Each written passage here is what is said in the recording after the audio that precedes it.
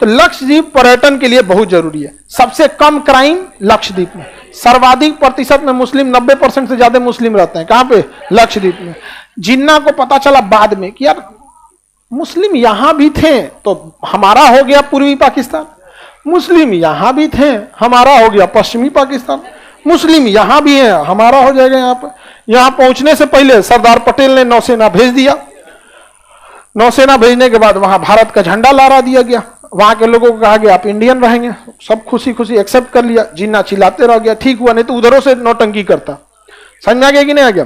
तो पाकिस्तान में ना उसकी बर्बादी का सबसे बड़ा रीजन क्या था ना, पाकिस्तान ओपीसी हो गया, 1 पर्सन कंपनी, ओपीसी। जिन्ना के बाद कोई नहीं, जिन्ना के बाद कोई नहीं। आप हमारे यहां देखिए, गांधी जी मरे, उधर जिन्ना मरा, दोनों अपने अपने जगह पे सुप्रीम लीडर का भूमिका में थे। भारत में महात्मा गांधी सबसे सुप्रीम थे, उनको गोली मार दिया गया। और जस्ट वैसे ही उधर जिन्ना मरे, तो टीबी हो गया, उसको मर गया वहां पे, दोनों सुप्रीम मरे। उसके बाद जिन्ना के बाद कोई बचा ही नहीं। हमारे यहां गांधी जी गए, उसके जस्ट अगले साल सरदार पटेल गए, दोनों बड़े शख्सियत, कोई फर्क पड़ा नहीं पड़ा। नेहरू ने संभाल लिया और कंटिन्यूअस 20 सालों तक, मतलब 15 साल तक सत्ता उनके बाद 66 तक रही थी। समझ में आ गया कि नहीं?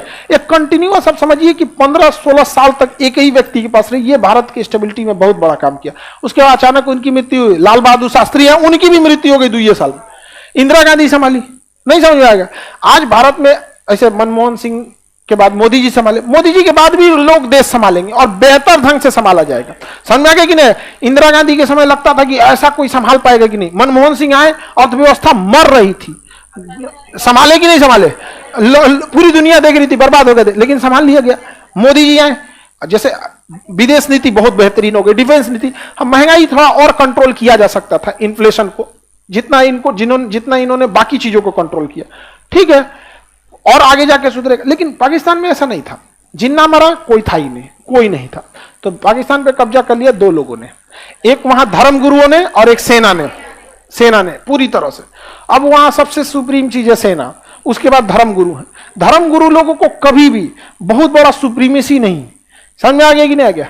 क्योंकि ना यहां जाने के लिए, धर्म गुरु बनने के लिए कोई एग्जाम एंट्रेंस नहीं देना होता है, आपको यूपीएससी देना पड़ता है। तो आप एक डीएम से ये उम्मीद रख सकते हैं कि वो कितना भी गुस्सा रहेगा ना तो एक मर्यादा में काम करेगा, क्योंकि इतना पढ़ा लिखा है। आप किसी डीएम को जाकर लड़ियो जाइएगा ना तो एक तत्काल आपको कुछ अरेस्ट करा देगा, 2-3 हाथ लगवा देगा।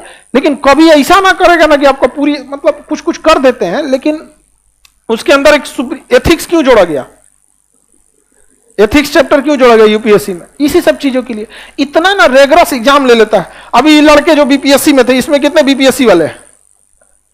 इसमें बीपीएससी वाले, बाकी जो लोग बीपीएससी वाले नहीं।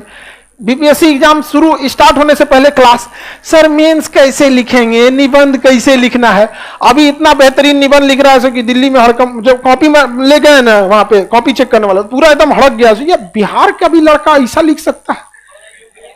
हाँ, हिंदी मीडियम का बहुत बेहतरीन लिखा, कॉपी लिखने में उन लोग की हालत खराब हो रही है यहाँ पे पूरा अच्छे ढंग से।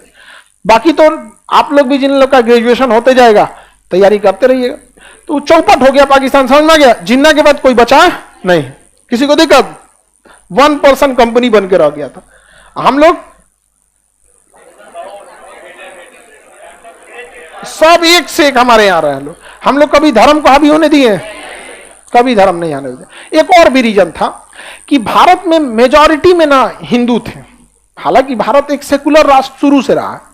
अगर आप न्यूज और व्हाट्सएप को छोड़ दे तो हमारे देश में कोई दिक्कत नहीं है। समझ में आ गया कि नहीं आ गया? तो हमारे यहाँ शुरू से रहा है। अब मेजॉरिटी यहाँ हिंदू, जैन, बौद्ध सब रहे हैं, मुस्लिम माइनॉरिटी में रही है। तो हिंदुज्म में ना बहुत साल पहले से एजुकेशन बहुत पीक पे था। समझ में आएगी नहीं? एजुकेशन था। और पाकिस्तान में मेजॉरिटी जो थी ना मुस्लिम की थी। तो मुस्लिम में ना बहुत ज्यादा रिफॉर्म पहले से नहीं हुआ था। हाल फिलहाल में जैसे सर सैयद अहमद खान हुए, ये लोग रिफॉर्म कर रहे थे। तो एजुकेशन लेवल ना वहां पे कंपैरेटिवली थोड़ा सा नीचे था, इस वजह से ये आगे निकल गए। हमारे यहाँ तो सब निकल गए। अच्छा, एक आदमी निकलता है तो गांव का दूसरा देखा देखी हो जाता है। आप में से एक आदमी, आप यहां से सेलेक्ट होके जाइएगा, गांव में 10 गो को प्रेरित करिएगा पढ़ने के लिए, होता है कि नहीं? तो कई रीजन भी ऐसे भी था। हमारे यहाँ वर्सेटाइल भी थे लोग, सारे धर्मों के लोग थे। तो धर्म कभी मैटर ही नहीं बना। आप लोग के बीच में कभी धार्मिक मुद्दे पे बात होती है? अरे यार बीपीएससी एग्जाम दे रहा है, दरोगा दे रहा है, इसका सिलेबस क्या है, उसका उधर क्या बात होता होगा। बलूचिस्तान हमारा, कश्मीर ले गए हम, दूसरा कश्मीर लेगा तुम। आगे बढ़े तो लक्षद्वीप पर कौन आना चाहता था? जिन्ना। लेकिन सरदार पटेल ने पहले ही निपटा दिया।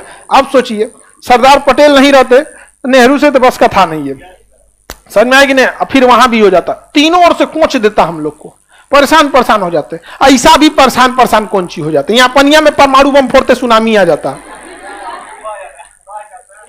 नहीं समझे, दह जाता है यहाँ पे, सब मूंगा दह गया यहाँ पे, हम कौन चीज करते दह गिलो तो। आगे बढ़े।